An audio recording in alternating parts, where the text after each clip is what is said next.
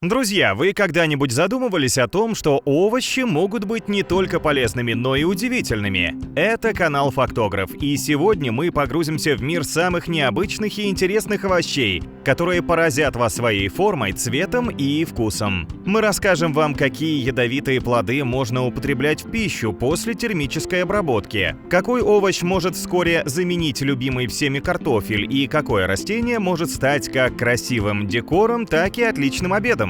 Готовы ли вы узнать, какие овощи занимают первые места в рейтинге самых удивительных? Тогда давайте начинать. Кислица клубненосная или ака. Это низкорослое растение состоит из наземной части, 3 сердцевидных листочков и одиночных цветков и корнеплода. Кислица культивируется в горных районах Центральной и Южной Америки ради богатых крахмалом клубней, которые люди употребляют в пищу. Плоды имеют легкий острый аромат, хрустящую структуру и содержат 22-25% крахмала. В зависимости от сорта цвет клубней кислицы может быть желтым, фиолетово-пурпурным, красноватым или ярко-красным. В Колумбии, Перу, Боливии и Чили кислицу клубненосную выращивают наравне с картофелем. Ее, как и картофель, варят, жарят, тушат и запекают. В свежем виде клубни кислицы, а также листья и молодые побеги используют для приготовления салатов и холодных закусок. Возможно, вскоре это удивительное южноамериканское растение станет таким же популярным и в наших краях.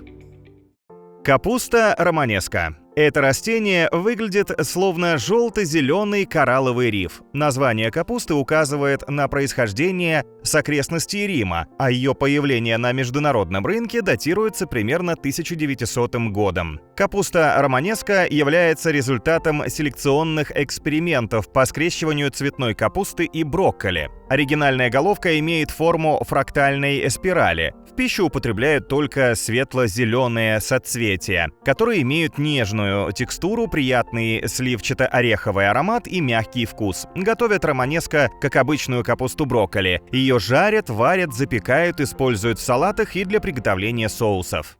Артишок.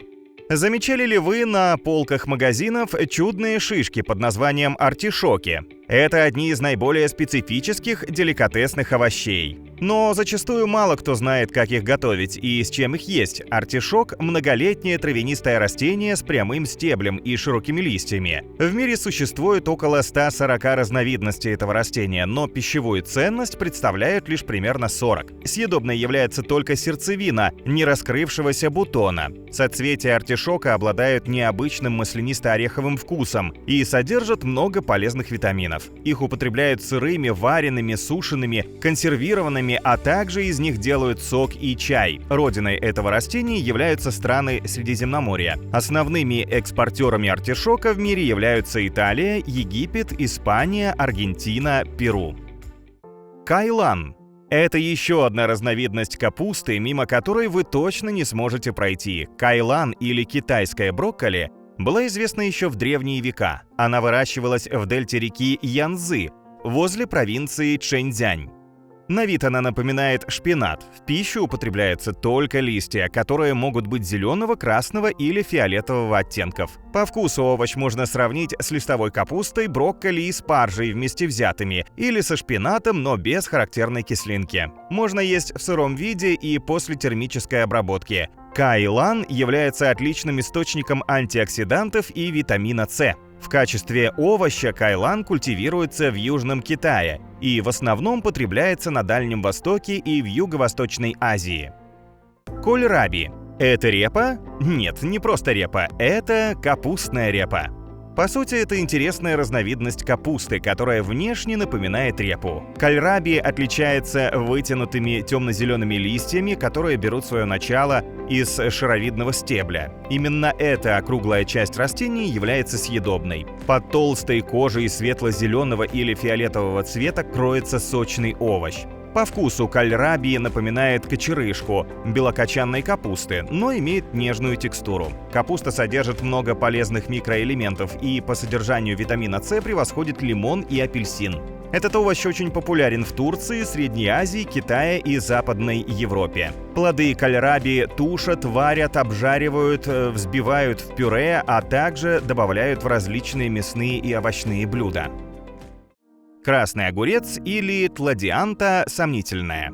В семействе тыквенных есть привлекательная быстрорастущая лиана со съедобными красными плодами. В народе ее называют красным огурцом, а ботаники дали ей название тладианта сомнительная. Родом эта культура из Юго-Восточной Азии, но успела получить признание в Европе и Америке. Лиана разрастается так же, как и всем привычный плющ или виноград, и ее часто высаживают в качестве декоративного растения. Плоды имеют форму вытянутого яйца и вырастают в длину до 6 сантиметров. У них своеобразный вкус, напоминающий запеченную тыкву, с нотками ананаса и киви, и в составе содержится много витаминов. Поэтому красные огурцы употребляют в пищу, однако их приторный сладкий вкус придется по душе не каждому. Морская спаржа – саликорния или салерос. Это необычное растение из семейства шпинатных вы можете встретить на пляжах и солончаках от Великобритании на западе до Японии на востоке. Саликорния растет на скалистых морских побережьях и мелководьях в условиях, непригодных для жизни большинства растений. Именно поэтому морская спаржа чрезвычайно соленая, однако не вредна, как обычная соль, и отдает морем и йодом. В свежем виде саликорния имеет хрустящую текстуру и по вкусу напоминает маринованный огурчик с тмином или черемшу. В отварном виде растение теряет излишек соли и становится похожим на молодую спаржу или шпинат. Это полезный и вкусный продукт, который открыли миру европейцы и азиаты и стали ловко заменять им классическую спаржу и шпинат в гарнире к рыбе и морепродуктам. Батат. Наверняка вы слышали, что батат – это сладкий картофель. Но батат картофелю не брат. На самом деле это лиана с корнеплодами, происходящая из Центральной Америки, но сейчас ее выращивают в теплом и умеренном климате многих стран мира. На вид батат напоминает что-то среднее между морковью и картофелем и имеет белую, оранжевую или фиолетовую мякоть. Съедобными являются и корень, и листья растения, но чаще всего в пищу употребляют именно корнеплод. Он сладкий на вкус и нежный по текстуре. Оранжевые или красные корнеплоды – это десертные сорта батата. Они насыщенно сладкие, словно банан или дыня. Сорта батата с белой мякотью менее сладкие и наиболее похожи на картофель. Овощ можно жарить, варить, запекать, а также батат вкусный в пюре, салатах и крем-супах. Маниок съедобный или кассава. Маниок – это экзотическая овощная культура, которая происходит из Южной Америки, но сегодня выращивается во всех тропических регионах земного шара. Растение представляет собой многолетний, вечно зеленый, быстро растущий кустарник с красивой декоративной кроной. Часто превышает 3 метра в высоту. Из-за его съедобного крахмалистого клубневидного корня, который является источником углеводов, маниок культивируется как однолетняя культура. Благодаря неприхотливости растения и высокой пищевой ценности, маниок стал настолько популярным у африканцев, как у европейцев картофель. Но нужно быть осторожным, ведь сырые клубни растения ядовиты из-за содержания синильной кислоты. Овощ можно есть только после обработки, высушивания, проваривания либо запекания. Арбузный редис или китайская редька. Как вы уже догадались, этот овощ получил название из-за его очевидного сходства с арбузом. Редис отличается ярко-розовой сердцевиной, белой шкуркой и зеленой верхушкой. Корнеплоды имеют правильную шаровидную форму и достигают в диаметре от 7 до 9 сантиметров. Такой себе мини-арбуз. Мякоть сочная и нежная, с мягким, слегка перечным вкусом и легкими сладкими нотками. Арбузный редис уже давно и практически повсеместно используется в качестве овощной культуры. Овощ весьма хорош в сыром виде, как сам по себе, так и в салатах. Также он многим придется по вкусу в жареном и в маринованном виде. Вигна или китайская спаржевая фасоль. Это ближайшая родственница спаржевой фасоли родом из Китая. В Поднебесной этот овощ активно культивируется уже несколько десятилетий, а в европейских странах только начинает набирать популярность. Но исторической родиной вигны считается Африка. Вигна – это однолетнее растение кустовой формы, вырастающее до 5 метров в высоту. Ее плоды представляют собой узкие, достигающие до 1 метра стручки светлого цвета, с небольшими семенами-бобами внутри. Благодаря пищевым и диетическим качествам этот овощ стал частью рациона жителей многих стран. Молодые листочки содержат много белка, поэтому их добавляют в салаты. Зеленые стручки после термической обработки могут стать отличной заменой гарниру, а спелые зерна добавляют в супы и овощные салаты. Чуфа или сыть съедобная. И завершает наше видео удивительное растение чуфа – древняя травянистая культура со съедобными клубеньками в корнях.